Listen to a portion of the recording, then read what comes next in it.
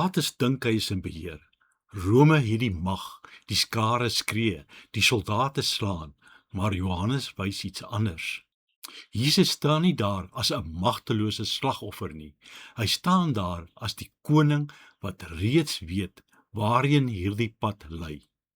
Wanneer Pilatus dreig, ek het die mag om u te kruisig, antwoord Jesus kalm, u sou geen gesag oor my gehad het, as dit nie van bo gegee was nie. Skielik verander alles, die goewerneur lyk bang. Pilatus beweeg heen en weer, binne, buite, onseker, wankelend, maar Jesus bly stil, kalm en soewerein.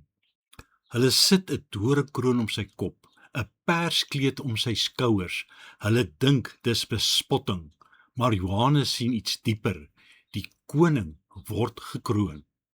Die kruis was nie chaos nie. Dit was nie 'n ongeluk nie. Jesus gee sy lewe vrywillig. Nie omdat hy swak was nie, maar omdat hy in beheer was. Die wêreld sien 'n gevangene. Johannes sien die koning.